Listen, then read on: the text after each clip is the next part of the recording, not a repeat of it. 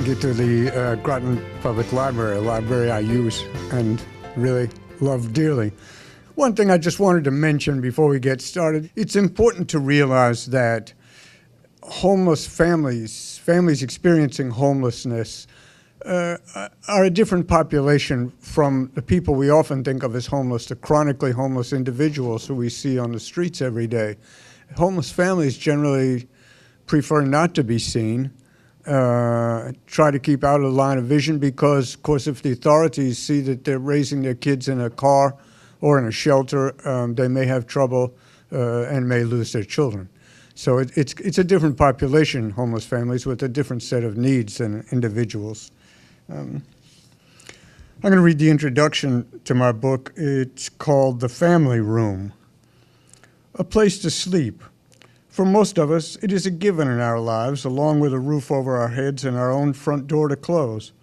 But ever since the beginnings of the European colonization of North America, Jamestown in 1607, and the Mayflower Pilgrims Plymouth colony in 1620, communities on these shores have had to deal with those among them who did not have a place to sleep, people who could not provide for themselves or their children and had no one to give them shelter.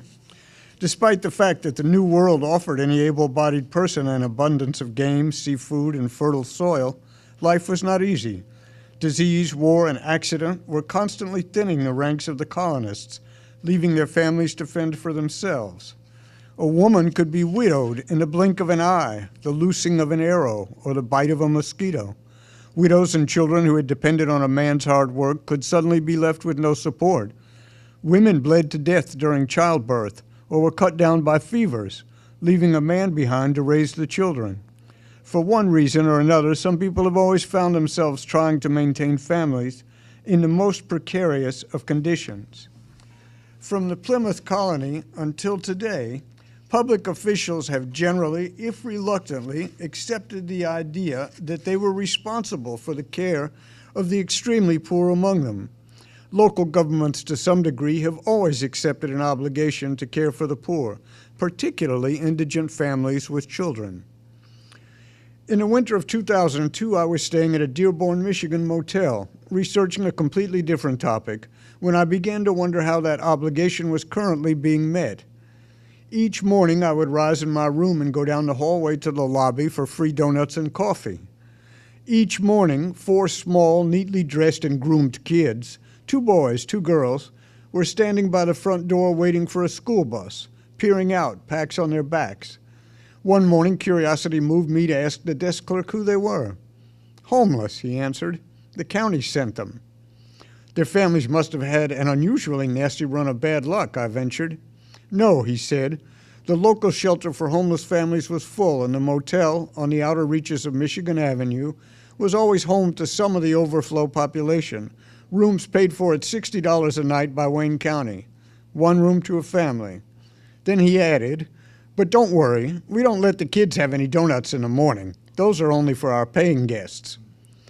In the afternoon, the kids ran up and down the hall or kicked a ball from one end to the other. The raw Michigan winter made it too cold to play outside for any length of time, and they had energy to burn. It was hard for me to believe that children in the United States were being raised in motel rooms with nowhere else to play but long, narrow hallways on dirty, threadbare carpeting. I began to read about homeless families. While the question of how to relieve families living in desperate poverty has a long history, the present situation is different and perhaps worse than it has ever been. Never before has the number of homeless included so many single women with children. 50 years ago, the word homeless signified dysfunctional individuals, mostly men, who drank heavily and slept rough.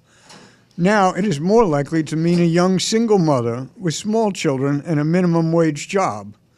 In 1980, families with children made up only 1% of the nation's homeless. By 2014, that number was 37% of the total.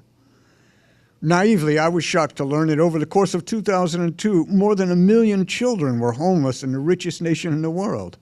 They were living in motel rooms, in cars, in shelters, or doubled and tripled up, packed into the houses of family or friends, the only constant condition being too many people in too little space.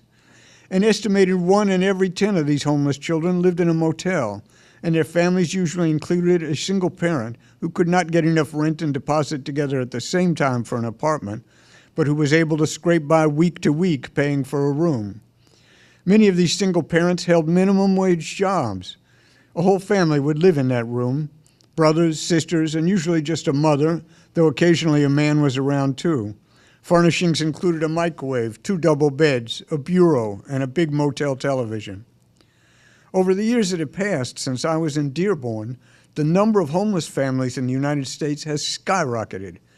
In 2006, up to 1.6 million children were homeless at some time during the year, and by 2014, the number had risen to 2.5 million. In 2013, 20 million people were living in deep poverty, with incomes less than half of the official poverty rate. This was almost 3 times the number who were in such desperate straits in 1976. The growing gap between the haves and the have-nots has created a huge pool of extremely poor families, unmatched since the Great Depression, a vast flood tide of people adrift with nothing to hold on to. They spend long days and nights just getting by, trying to make it through another week without spending money on anything but food and shelter, while putting off going to the dentist or the doctor or getting the car repaired. Although they are frequently without resources, they must deal with the same problems as the rest of us: illness, debt, substance abuse, sons and daughters in trouble, and the other misfortunes that nip at all our heels as we try to get through our days. This kind of deep family poverty is happening not in isolated pockets across the country, but in cities, counties, and states from one end of the nation to the other. Somewhere in our home state, in every state, children are growing up in motel rooms, while others are living in cars. That they are below our communal radar is generally okay with their parents. To draw attention can bring trouble. These are not mentally ill people walking the streets wrapped in blankets, or chronically homeless individuals pushing supermarket carts full of all that they own. These are mothers trying to keep their children fed, sheltered, and out of the hands of the authorities. It may seem that these people's plights do not directly affect us. Nevertheless, when so many people live among us in such hardship, their presence inevitably will have consequences for our communities, eroding the underpinnings of the very society that nurtures us and forms our world. What does it mean if we are thriving when so many people around us are living in misery and having such a hard time getting through the day? What does it mean for them, and what does it mean for us? Today, as ever, opinions about poverty are closely linked to political affiliation and class. A 2014 poll found that nearly 60% of Republicans believe poverty is the result of decisions individuals have taken, compared with only 24% of Democrats. The belief that the poor are primarily responsible for their own plights mitigates, if not annuls, the public responsibility to provide decent room and board to those who cannot provide it for themselves. A substantial segment of our society still holds that to provide more than the barest of assistance to homeless families is to encourage them in shiftlessness and discourage them from bettering themselves. As politicians, bureaucrats, social service workers, and policymakers spend years, even decades, debating about whether and how to help these families, the homeless children in them grow up to adulthood and are incorporated into society. They move among us, many of them scarred, scared, and emotionally stunted for life, growing into parents who will raise yet another generation of extremely poor children. Some few of these children, through hard work, focus, and good luck, will grow up to pull themselves out of poverty, but most will never have an opportunity to do so. Various studies are commissioned, 10-year plans are elaborated to end family homelessness, municipal committees are formed to implement the plans. All the while, the gap continues to grow between rich and poor, with more and more people sliding toward the bottom, taking their families with them. I, for one, did not have any idea that so many children were adrift around me, and the more miles I logged traveling within this invisible nation, the more I was astonished by their numbers. What also became clear as I spoke with homeless parents, interviewed social service providers, and read histories of family poverty in the United States was that today we have the capacity to eradicate this 21st century plague of family homelessness. We know how to do it. We need only commit to doing so. And I'm going to read just a short excerpt here from my chapter on Portland, Oregon, but it applies to lots of different places. Apart from the role of bad mental or physical health, many of us are just a couple of ill-judged financial decisions, a couple of paychecks, or a market collapse away from poverty. Rodrigo Lopez's family was one of these. They had slept on the floor of a church gym for 3 weeks before a Catholic Charities worker located an apartment for them. Rodrigo and his wife Sylvia were both from the Mexican state of Guerrero and had been living and working in Portland without papers for over 20 years. They had a 15-year-old daughter, Norena, and a son, Daniel, who was 11. The children were both born in Portland, and unlike their parents, they were U.S. citizens. They grew up in an ample 2-bedroom apartment and did well in school. Rodrigo was short and stocky, 52 years old, with dark hair combed back and a thick black mustache.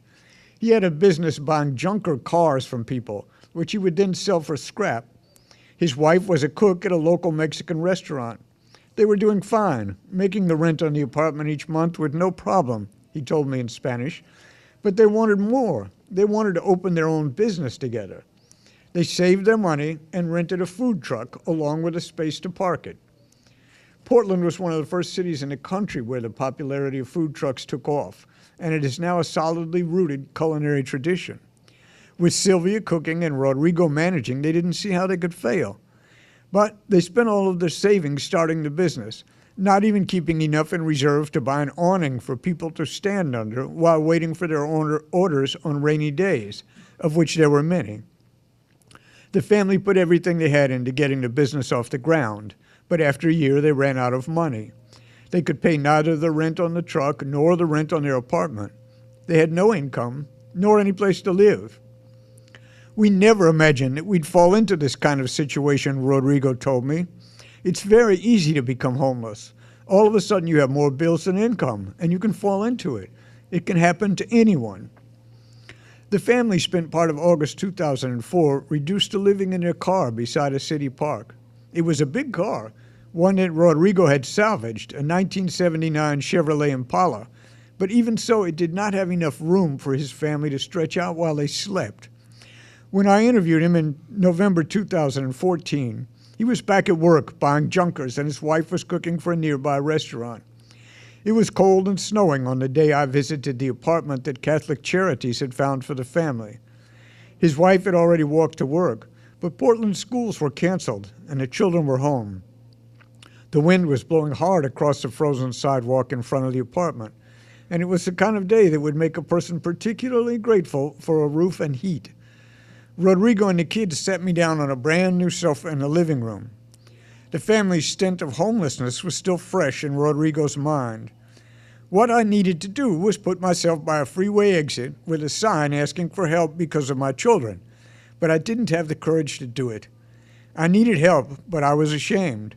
I parked the car beside a park, and I would put my sign in the window while the kids played in the park. The sign read, "Working family of 4 needs help," he told me, tears springing into his eyes at the memory, dropping his head for a moment. He paused to recover himself, and his daughter, sitting beside him on the sofa, put her hand on his shoulder. A lovely girl with shoulder-length auburn hair. She told me that she wanted to go to university and become a dentist. People passing by the car who saw the sign sometimes stopped and gave Rodrigo food and money. Even when the family had enough to pay for food at a fast food restaurant, they would not go inside. By the second or third day that you're homeless, in the car with all your clothes, your pots and pans, everything, having to wash yourself in a public restroom, you logically start to feel dirty, Rodrigo said. You prefer to use the drive-thru where no one will see you. You begin to hide your family. I'll just stop there, and I'd be curious to have you tell us something about what the situation for families experiencing homelessness is here. Is it as serious as it is in larger urban areas? I can't speak to larger urban areas, but Connecticut has a point in time count each year. So the last point in count time was in January of last year, January 26th. At that time, in the New London, Norwich area, there were 84 children in families that were homeless, and partnered with them were 46 adults. There were also 158 single people who were homeless. For the state of Connecticut at that same time, there were 823 children and 509 adults in families that were homeless. So that gives a snapshot of what the state of Connecticut is like. In terms of years gone by, when you combine the children and families together, that means 288 family members were homeless at that time in the Norwich, New London area for 2016. Going back in time, in 2015, that was 270, so it had gone up a little bit. But in 2014, it was 329. 2013, 307. So you can see fluctuates a little bit. We should also point out that the point in time count, which is mandated for getting any kind of federal funding, generally is agreed to underestimate fairly drastically homeless families, because the point in time count does not take into account people in motels, and particularly doesn't take into account people who are doubled and tripled up with their family or with friends, which is a large number of families, I think, are living Right, because in the that. definition of homelessness means that you're in a place that's not suitable for habitation, which is a car, a campground, but they do account who's in shelter. Yeah. But you're right, if a family is doubled up, they're not classified as homeless, Right. because they have a safe roof under their head. What happens with a family that is doubled up, when they're no longer welcome, then they become homeless. Yeah. So what options are open to a family that's about to become homeless or is already homeless? Southeastern Connecticut has led the way in forming a coordinated access network, and it's now statewide, but anyone who's at risk of being homeless or is homeless can call 211, and they become the clearinghouse in terms of they triage the person on the phone to see what their needs are. For families, there is no waiting list. There's open shelter, there's open place for them, and they are set up with an appointment for the very next business day, where then somebody from a organization will talk to them, find out what their needs are, and start triaging what they need to get them back on their feet. MASH is one of those organizations, and in the last 3 months, between 211 and people directly to the MASH organization, we've actually interacted with 78 families over a 3-month period. But in that time, what we're finding out is that I've been with the organization about 9 years. Going back 9 years ago, you'd put them right into a shelter. And then from there, you'd start working with them to try to find out how to find a house for them, but also help them save money for first rent or security deposit. Now it's a housing first philosophy, so that we try to have them never enter shelter. And we try to find solutions for them so they don't have to go into shelter. And this past 3 months, we've had 26 people that we've been able to divert out of shelter with financial assistance, whether it's giving them money to bring them up to speed in their rent or to fix a minor problem. 51 families were able to help without any financial assistance, just problem solving with them. Because these are people who are imminently be homeless, either 14 days out or closer.